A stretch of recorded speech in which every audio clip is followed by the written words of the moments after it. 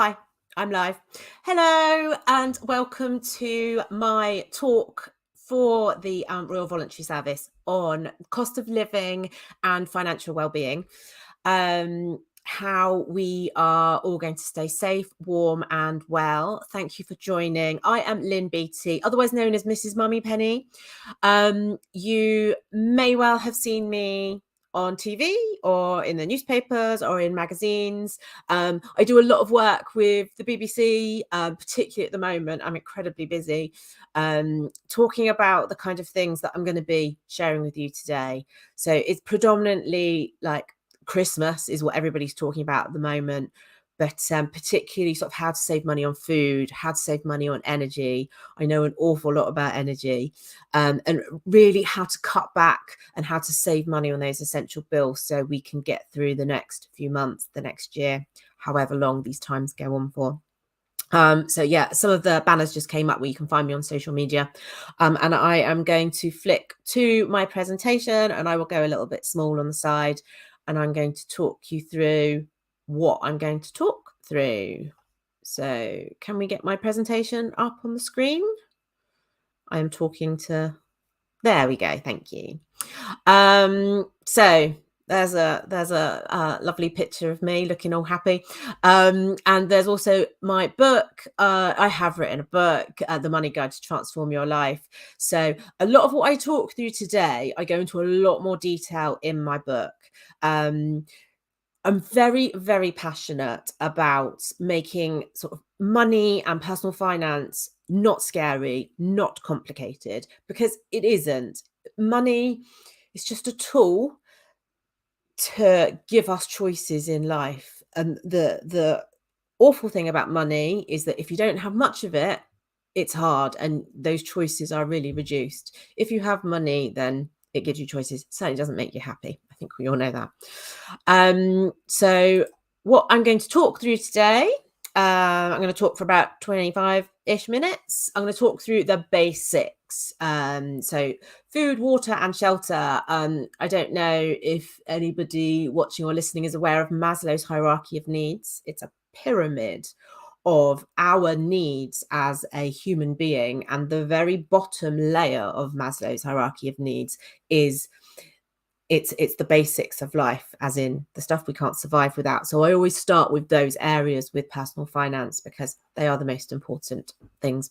Then I'll move on to other essential bills. So in there will be energy, council tax, broadband, mobile phones, those kind of things. I'm going to talk a little bit about making money, which is a nice sort of positive slot to put in the middle, just to give you some ideas that might make you an extra 50 quid, 100 quid a month, and we can all do with some extra money, particularly at the moment for Christmas. And then I'm going to talk about debt and how to get help if you are in a situation that feels a little bit out of control or totally out of control. I have been there, so I'll share a little bit about my story there. I also want to talk to you about emergency savings and the importance of having a little bit set aside and how you can start doing that. And then I've got my big 3 financial savvy tips for life.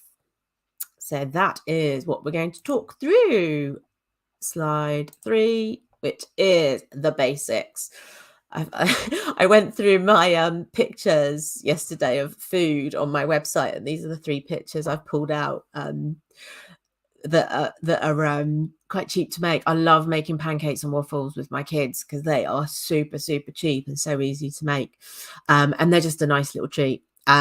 But yeah, so food, it's one of our biggest expenses, and there are lots and lots of ways where you can cut back, and there's lots and lots of ways we can spend a lot of money on food, but it's a brilliant place to start, and it's often where a lot of sort of money is spent sort of unknowingly. If you maybe like pop down to do the school run and maybe grab a coffee on the way back from the school run, that's like £2, £3 that you just spent on a coffee.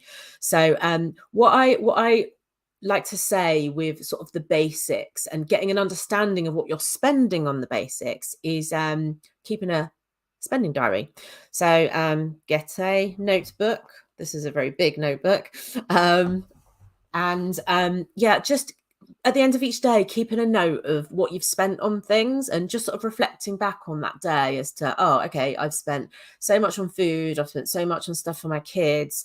Maybe you've had a couple of bills go out and they've cost you X amount of money, and you can just reflect back and understand sort of where your money's going. And then you build it up over a week, then you get, a week's worth of spending, maybe look at it over a month. And the really interesting thing about keeping that spending diary is picking up on patterns where you emotionally spend. So a lot of us do emotional spending. Hands up, I'm one of them. So yeah, maybe you're feeling angry or feeling upset or you're feeling sad, and you immediately turn to spending some money. You may well spend some money on food. Eating and spending are quite closely linked, as you get that sort of endorphins hit when you eat that nice food or spend that money, but then that feeling slowly sort of dies away. So yeah, some good tips on saving money on food. One of my favorites is the supermarket strategy, which is completely ignoring what the supermarkets want us to do. So when you get to a supermarket like Tesco's or Aldi, they want you to walk a certain direction. They want to guide you past the special offers. They want to guide you past, all the junk food that's got the bog off offers at the end of the aisles. I say don't do that. So number one, get a half-size trolley for a start, so you're not piling up a massive trolley full of food. Number two, go to the yellow reduced section first. You are going into that supermarket with a list, by the way. You've already prepared a list. Go to the yellow sticker section and buy what you can from that section that's on your list. You might have to substitute things. Maybe there's some turkey in there rather than chicken. Maybe there's some minced pork rather than minced beef. Minced pork's probably cheaper than it is cheaper than minced beef. But yeah, you can substitute things there. Next section you head for is to frozen. Frozen vegetables and meat are so much cheaper than fresh. So much cheaper. Then you head to the canned section. Tick off things from your list from the canned sections. Again, canned food we know is super cheap. It's much cheaper than fresh. And once you've hit those three sections, then you just see what else is left on your list, and then you go to the appropriate section. So maybe you head to the fresh fruit and veg and the meats and the milk, and get what you can from there. Try to avoid the middle aisles, that famous aisle or three in Aldi where there's the candles and the makeup and the DIY stuff, all the kinds of random stuff that they just want you to pick up and add onto your food shop. So yeah, other ideas with food is meal planning. So have an idea of all the meals you want to be doing for the rest of the week and make a note on there as to when you're not going to be at home. So this week, for example, I know that I have my children with me. I have my children every other week because I'm divorced. I know that I've got football on the Monday, the Thursday, and the Friday. So I don't need to make big meals for those nights. I need to produce something that's healthy and snacky that can be eaten in the car on the way to football. Are you going out for any evenings? It's just to remove that reliance on ordering food in, or doing a panic buy at the Co-op. I say Co-op because that's the shop that I will panic and go into after the school run. Make sure you've got that food in. It's always great to have an emergency pizza in the freezer for those kind of, I can't be bothered to cook, I need something quick and easy moments. So there's a lot there on food.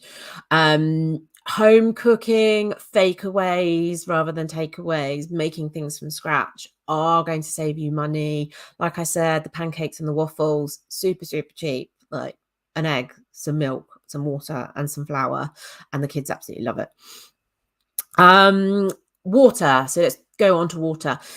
What I want to say about water is there's a lot of ways where you can use less water, which is going to save on your water bill usage.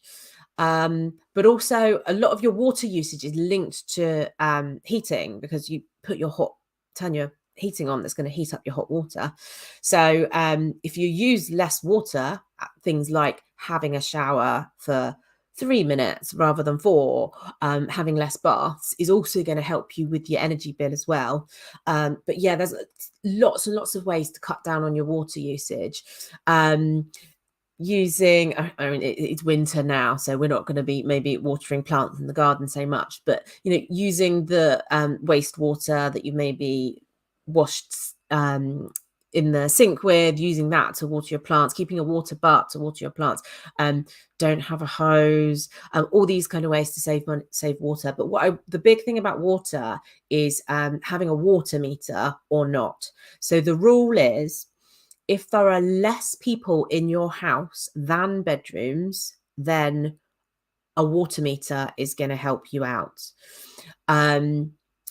I am in that situation because there's just me, one adult. There are less people in my house than bedrooms, so I definitely have a water meter. And my water bills are super, super cheap. They're about £16 a month. So yeah, that's water, and also the same with sort of food wastage and water wastage is you're going to save money for yourself and you're going to cut back on wastage, but also it's helping the environment. Yeah. If we eat less meat is expensive. If we use less water, it's also helping with the environment as well as our budgets and our well-being.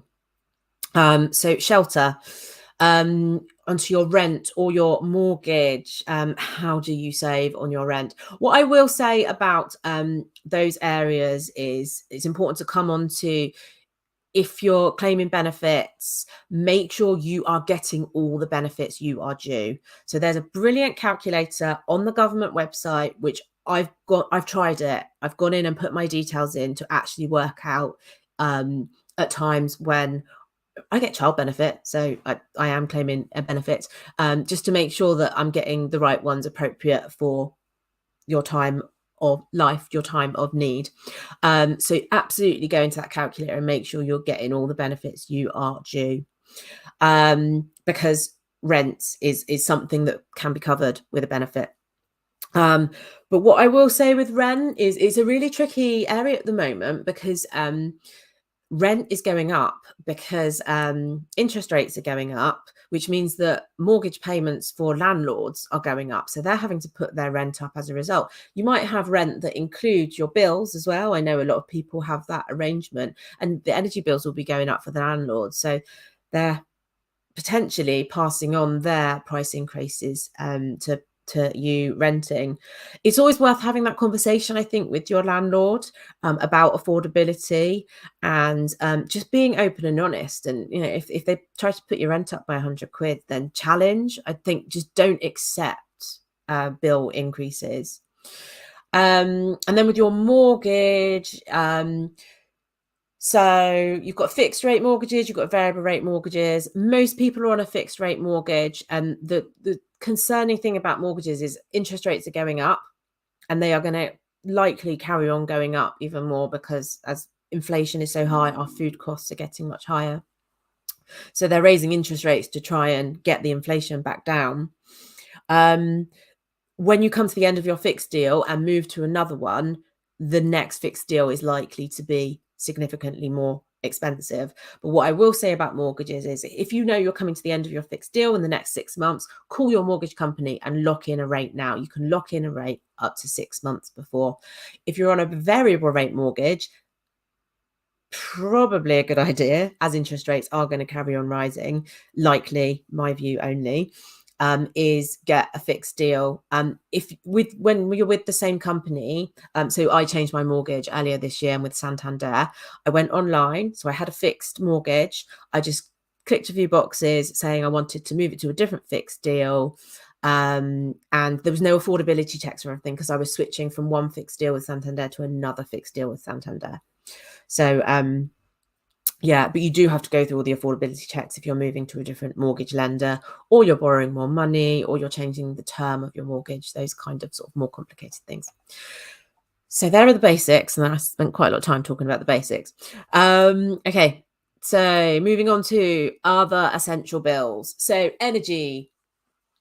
So everybody's worried about their energy costs, and I'm certainly obsessing over how much money I'm spending on my smart meter. I've got like an app on my phone. It's called Smart Things app that connects to my smart meter, so I can see at all times how much I'm spending on a daily, weekly, monthly basis. I've even put sort of budgets in there to give me a warning when I'm hitting a certain level of spending. It's a totally free app, Smart Things app. There are lots of ways to save on your energy bill, but I'm going to talk about the big things because I've got articles on my website which show you like 20 ways of saving on your energy. But if you can do these 3 things, you will cut a big chunk out of your energy bill. So the first thing is turn the flow temperature down on your boiler. It needs to go down to about 60 degrees. Now, my boiler didn't have a degree thing. It just had a scale of like 1 to 6. So I did a little Google of my boiler. What does the scale of 1 to 6 mean? And putting it down to 4 for me meant that I was turning my flow temperature down to 60 degrees. It was at 6. It was set at the maximum. So yeah, put that right down. I also have really changed my thermostat temperature. So I remember when I was with my previous partner, he would always have the temperature on at 24 degrees in the house in the winter. I now put the temperature on at about 21, and I'll put it on for like a little blast of an hour in the morning and again in the evening. And that's sort of all I will do.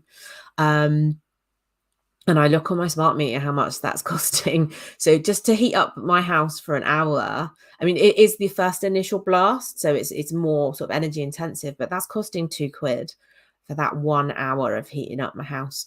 I run around the house and switch off the radiators in the rooms I'm not using, just to sort of get the most out of that. But if you have your heating on all day, it's going to cost around £7 a day. So that's a lot of money.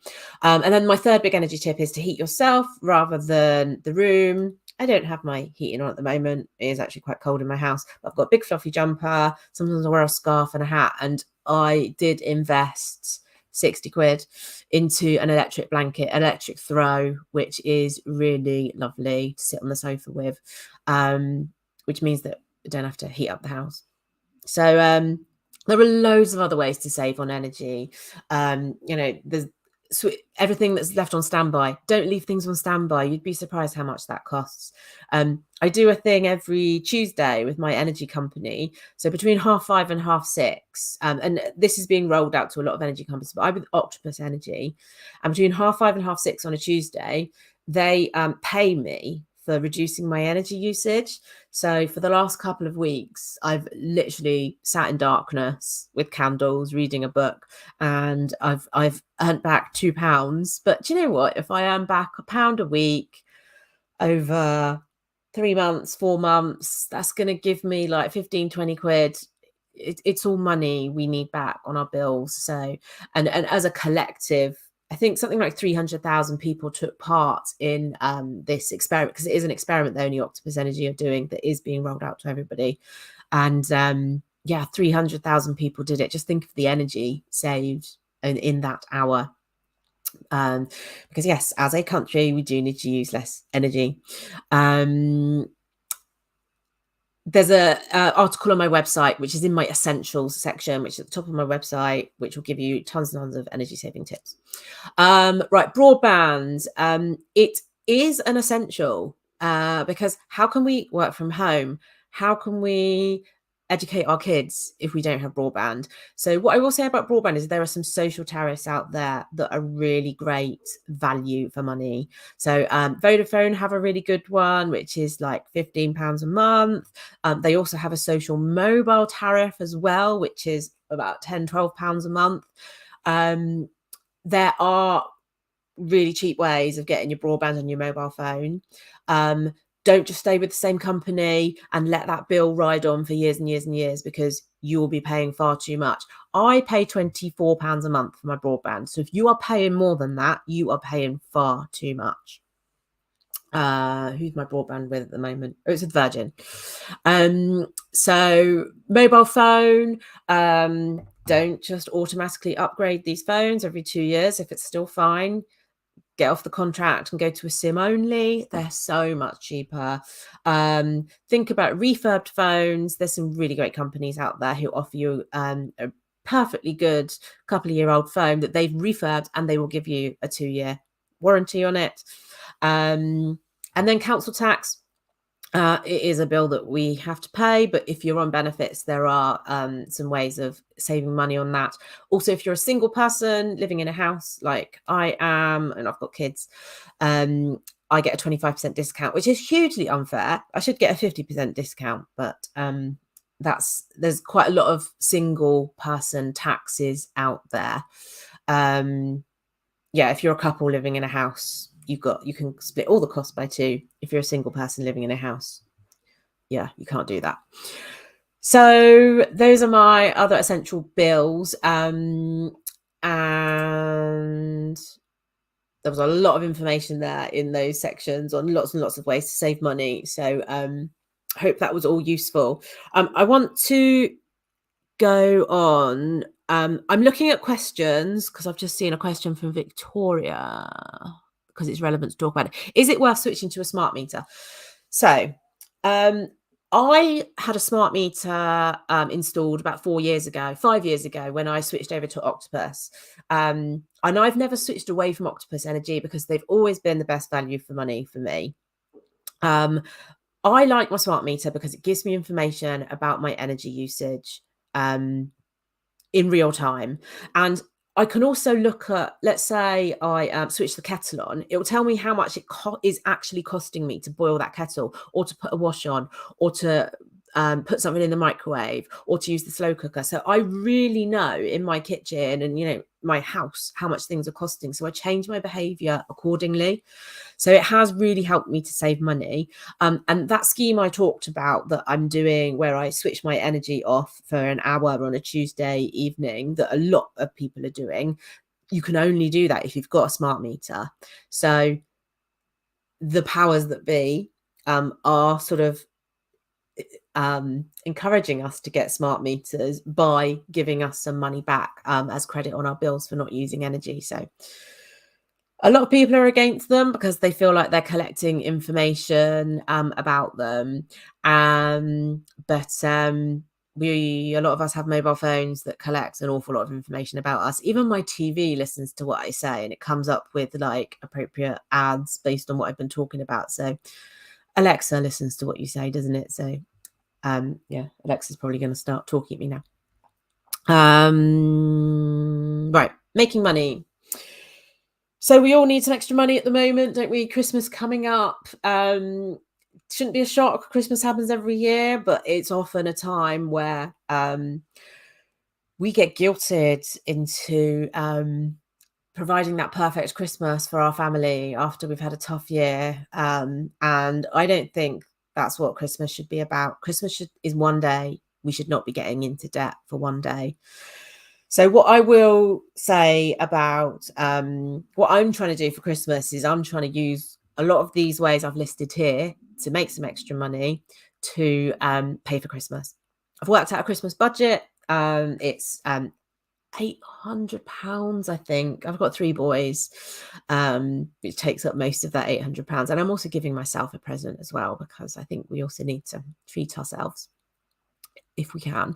But yeah, I'm trying to make money to cover that Christmas budget. So the side hustle, there is something that all of us love doing. That might be dog walking, sewing, drawing pictures, writing.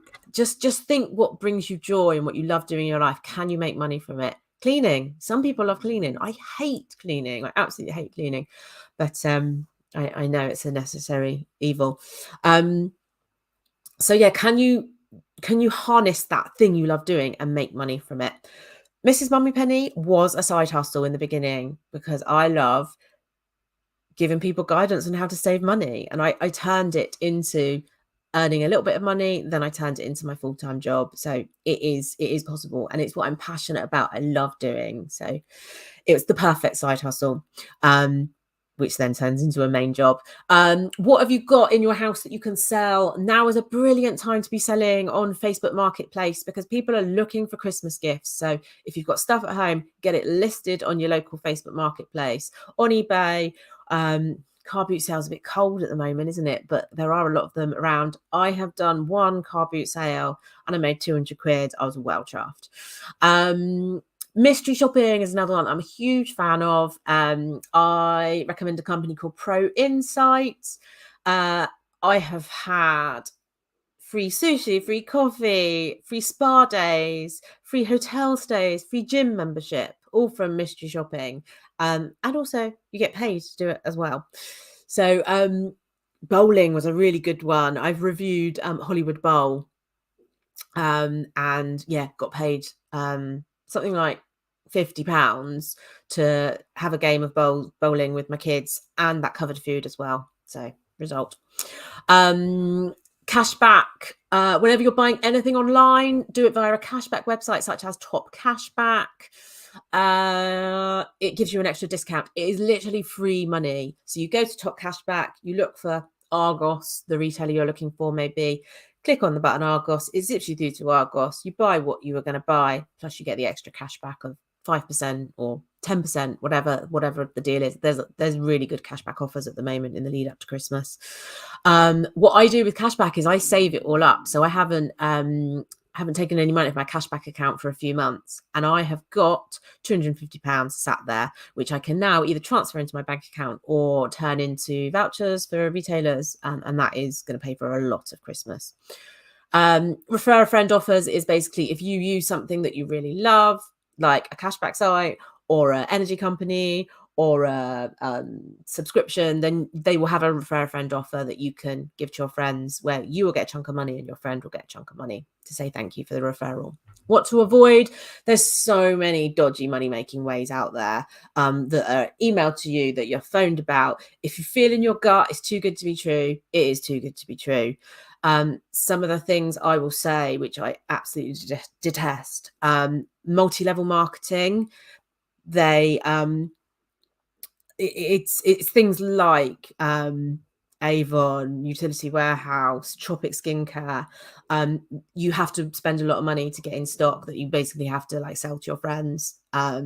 It's very preying on vulnerable people, particularly single mums, which is a huge worry about those companies, and I'm very vocal about not liking them. Match betting is another one which is to be avoided because it introduces you to the sparkly, shiny world of gambling, and if you have an addictive personality, then you may well get addicted to it. This is from personal experience. I made some money from it, and then I got a little bit addicted to gambling and lost all the money that I had won. Debt. Where are we at? 11:35. I've gone over time. I'm really sorry. So debt. What I will say about debt is it's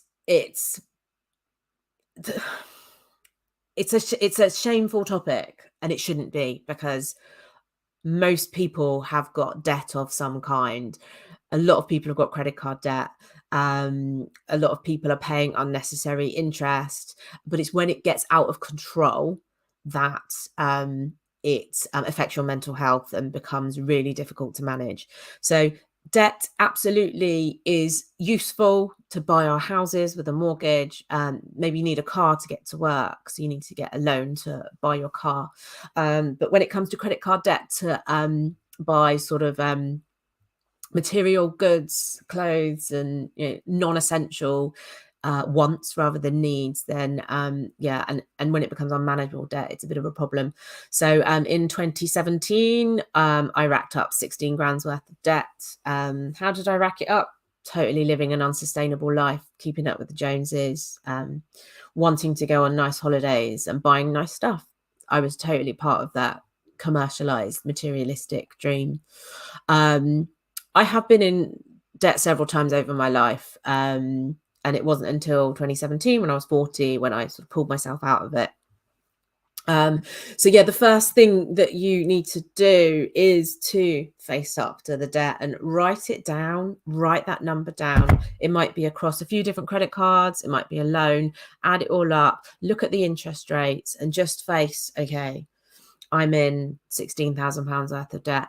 if I pay the minimum monthly repayments of £200 a month, that's going to take me 6 years to pay that back. I do not want to be paying off this debt for the next 6 years. So that was my moment of clarity of I wanted to pay that debt back. I was able to afford that £200 a month, and talking about the making money stuff in the previous slide, whenever I got extra money, I would throw extra money into my debt. It was the early days of mid to early days of Mrs. MummyPenny. So if I'd managed to earn a bit extra money from Mrs. MummyPenny, then I'd throw that into my debt. So literally my sole focus in 2017 and 2018 and a bit of 2019 was paying this debt down to nothing. Restructure your debt if you can. So you can do a soft search on places like Money Saving Expert to see if you can move your debt to a lower interest credit card, or maybe consolidate with a loan that's paying less interest. Because if you've got credit cards, you'll likely be paying sort of 20 to 30% interest per year. So that means that if you owe £1,000 on a credit card, you'll be paying sort of £1,000 credit card, you'll be paying £200 to £300 interest a year. So yeah, restructure to lower interest rates if you can, and pay off the debt first with the highest interest. So I remember I had 4 different debts. 2 were on 0% credit cards, so that was good. But then I had 2 on interest charging credit cards, so I made sure I paid off those credit cards first. And at the same time as paying off your debt, build up like a teeny tiny emergency fund, which is what I'm going to talk about next, because then if the inevitable happens, something breaks, you've got a little bit of money set aside to pay it off rather than getting further back into debt, and just keep going. If you have unmanageable debt, so you can't afford those minimum payments, then you really need to speak to wonderful charities like Step Change, Christians Against Poverty, the Citizens Advice Bureau, and they have so many resources. They have people that will help you to get a handle of the situation you're in. They'll even speak to your creditors for you and arrange sort of payment plans and stuff. So do not Google it, because you're going to be given loads of merciless companies that will try to buy your debt from you, and they promise you the world that the debt can be written off. No. You really need to speak to specialist debt advisors if it's unmanageable debt. Priority of debt, though, is if you don't have enough money to pay your credit cards, there are other things that you should be paying off first. So don't let the credit cards guilt you into paying off them. The most important things is what I've already talked through. It's your food, it's your shelter, it's your water, then it's your council tax, it's your energy bills. That's the order of how things should be paid. Credit cards are bottom of the pile. So if you need to have a conversation with your credit card company, go to the debt charities and they can help you broker those conversations and come up with a payment plan. Emergency fund, I'll keep this short, but an emergency fund, it's always useful to have a little bit of savings, and that is what you're comfortable with. You might be putting £1 a week into a different account. Make sure it's a different account to where your bank account is held. Just getting used to that element of saving some money each week or each month, or the moment you get paid, maybe put a little bit of your salary into your emergency fund. And what your emergency fund is for is literal emergencies: the washing machine breaking, the car breaking down so you can't get to work. It's those kind of things. It's not for holidays, it's not for clothes, it's for real emergencies. And as soon as you spend that emergency fund, then replace it as soon as you can. And it's what you're comfortable with. Certainly when I was paying off my debt, I built up like £1,000 emergency fund, because I just wanted to have that set aside for the inevitable does happen. I had to replace 2 white goods earlier on this year. Like, why do they always break at the same time? And then just to end on my 3 big sort of financial tips for life, because personal finance does come down to these 3 things and these 3 things only. Not only, but this is most of it. So, and I've already alluded to them during this presentation, but spend less than you earn. It's a simple thing to say, isn't it? That if you earn £1,000 a month, then you can only spend £1,000 a month. But that's how people get into debt. But I think getting your head around that concept first and teaching our children that as well is really important. Pay yourself first. That goes back to what I was saying with the emergency fund. So as soon as you receive your money, your wages, your benefits, put a little bit of that aside. And whether that is £1, whether that's £50, it doesn't matter. You're putting a little bit aside for an emergency, or for Christmas next year, or for birthdays, or whatever. And then needs versus wants. So when you're looking to spend some money, do you need that thing or do you want that thing? If you need it, find the cheapest way of buying it using, cashback sites, buying secondhand, going to the charity shop. If you want it, then really question whether you should buy it. I put stuff in baskets online all the time, and I walk away for 24 hours. Probably after 24 hours, you won't want it. So that's a good little tip there. And thank you to the guys on the comments. They've just shared a link to my budget template. It's a Google Docs document where I've put an example in of some numbers, but it literally lists all your monthly expenses, and you can work out your own budget. It's worth an hour or two of your time. Once you've done your spending diary and you know what you're spending money on, pop those numbers into your budget and actually work out your income versus your expenditure and what position you are in. So that's my financially savvy tips for life. That is it. Does anybody have any questions for me? And you can make me big again. Thank you. Is using a slow cooker cheaper than your oven? Oh my gosh, it's so much cheaper. I have actually compared prices. So my slow cooker costs 3p per hour to use. My oven costs 60 to 70p per hour to use. So let's think.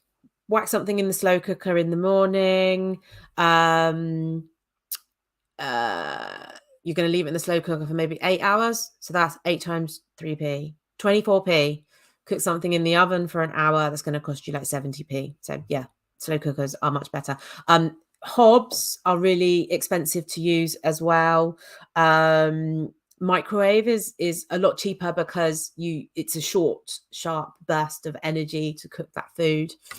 And what else was I going to say is really air fryers, right? So I'm a bit on the fence about air fryers because they're quite expensive to buy. Like the ones that are cheap are quite small, so you're going to have to cook a chicken and then cook some potatoes and then cook some vegetables all separately, where with an oven you can just put it all in at the same time.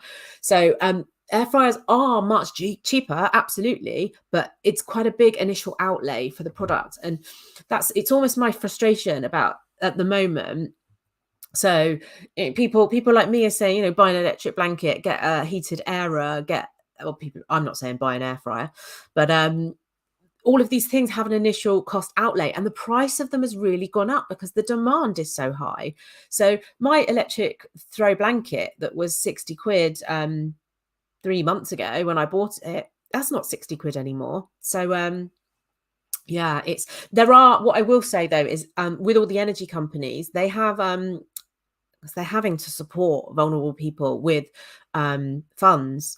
So if you are having problems with, I should have said this earlier, but if you are having problems with your energy company paying your bill, please phone them up and say that you can't afford it, and they have funds of millions of pounds worth of money which they are dishing out to people that need the help. You might have to fill in a form, maybe you can get a friend to help you, but yeah, there are funds there, and there are discounts for blankets and that kind of stuff. What is the name of the free app that you mentioned earlier? Oh, so that was the Smart Things app. It's a Samsung app, but it's not, you don't have to have a Samsung phone or a Samsung anything. But yeah, you connect it up to your smart meter, and yeah, I've got all my energy usage on my phone. And I get notifications when I've gone over my monthly budget, which is super handy. Can you repeat the mystery shopper that you recommended? Yes, so it's a company called Pro Insight. It's I've had so much fun with them. Like, fitness is really important to me, for my mental health, and my physical health. There's a lot of heart disease in my family, so it's really important that I keep my heart healthy and my weight down and stuff. So I see fitness as an essential bill to me. So how I get around not paying for my gym is I mystery shop all the gyms in my area. So I had 6 months of membership at David Lloyd, which is really expensive, for free. And all I had to do was write a report every month. And yeah, okay, that report took an hour of my time, and I had to be very descriptive about, all the elements of the gym, the pool, food, because they also give you some money to get lunch. But yeah, I absolutely love mystery shopping when it's stuff that you would be doing anyway, or maybe stuff that's a treat for your kids. So the bowling was a really nice one. I always like, there's a Starbucks one you can do as well, which I like. Always nice to get free coffee. So yeah, big fan of Pro Insight.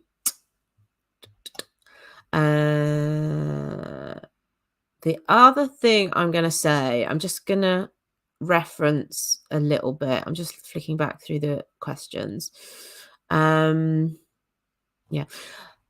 A lot of people are asking about Christmas at the moment. I feel like I've spent my whole life talking about Christmas on like the radio and TV shows and stuff, because we all are really keen to I think a lot of people are going to do Christmas differently this year. So I think the first sort of step is changing your mind shift that it's not going to be about spending a load of money. It's about spending time with our loved ones. And we don't have to go out for expensive meals and Christmas drinks. We can just go for a walk in the countryside. Or we can maybe sit and make gingerbread biscuits or mince pies with our kids rather than go into Winter Wonderland or whatever all those Christmassy places are that cost a lot of money when you're the kids, where it's like £5 for a hot chocolate. I think it's question things like, do you need to send Christmas cards? Because it's like 68p for a second class stamp now. I googled that the other day for an article. I was absolutely shocked. So if you're sending like 20-30 Christmas cards, that's like nearly 20 quid just in stamps. I've been saving packaging to use for wrapping paper. I make Christmas decorations. I love doing all the crafty stuff. I make Christmas gifts. Like, there's nothing better than getting a homemade jar of chutney, or maybe like a home. You can get like the really cheap gin from Aldi. Add some like berries, some blackberries or slow berries into it, and you can make some really nice gin and put that into little bottles and give that as gifts. I just think they're just the loveliest gifts. I did a talk on BBC Radio Cornwall last night, and somebody was saying that they are sending cards, but they're making cards with their children's handprints and footprints on them, or making them into like faces and reindeers and stuff. Like, you can have a hand and then 2 feet coming out as ears. I think there are some really inventive ways that actually mean a lot more than traditional Christmas gifts, because we don't need another smelly set. We don't need another bit of jewelry that we'll never wear because we've not actually chosen it ourselves. I think it's just nicer to do the homemade gifts, photos of our kids, and yeah, a nice little handwritten note to people that have made a difference in our lives, not getting so carried away with the cost of Christmas, because, as I said, don't get into debt just for one day. I think if there's any other questions, the guys on the comments have been putting lots of links into things. So don't forget, if you want a budget template, you can download that totally free. I really urge you to start keeping a spending diary. Just at the end of each day, just write down all the things you spent money on, or maybe do it in a spreadsheet, maybe do it on the notes on your phone. but it's really powerful, and it really makes you think about how you're spending and what you're spending on and what you can cut back on because you forget. Don't forget my book. I've written a book, The Money Guide to Transform Your Life. You can get it on my website, or you can get it on Amazon. Does it really cost less to run your washing machine during off-peak hours? So this depends on the tariff you have with your energy company. So a lot of companies do make energy kilowatt hours price cheaper in the middle of the night, but it depends what tariff you're on. I know mine is the same price no matter what time I do things. But what I will say about things like washing machines, dishwashers, is they all have an eco mode. I have checked the price of the eco mode. Okay, so number one, the eco mode uses less. This is on my washing machine. So my eco mode lasts for 3 hours, which is longer than a normal cycle. However, it uses less energy. So it uses 3p per hour of energy. So it's cost me 9p of energy to do that wash because it's 3 hours, and it uses less water. So double win there, less water, less energy. Same applies to my dishwasher. I do have a dishwasher, but I don't have a tumble dryer because I did have one when the kids were little. It was a bit of a luxury, to be honest. It was really expensive. Like, it was costing like £1 per use. So I do have a heated airer. And the heated airer costs, it's something like 10-20p per hour to use it, when the tumble dryer was like £1 for a cycle. So if you just have the heated airer on for maybe like an hour or two, you have to make sure you use the cover that comes with them. Yeah, you can save a considerable amount of money, or just put it on a normal like minky unheated one and pop it next to a radiator. I've always got clothes hanging up all over my house, standard. I don't think we've got any more questions. So I will close off and say thank you ever so much for watching. Go follow me on Instagram. I'm at Mrs. MummyPenny UK. I've got a Facebook group, Mrs. MummyPenny's Money Saving Tips. You can always send me a DM if you've got particular questions. It is me that answers the DMs. Pro Insight isn't an app; it's a website. Go ahead to the search for it on Google, and you can set yourself up as a shopper. Thank you for watching and listening, and add more questions into the comments. I'll come back in every couple of days to check on them. Thank you.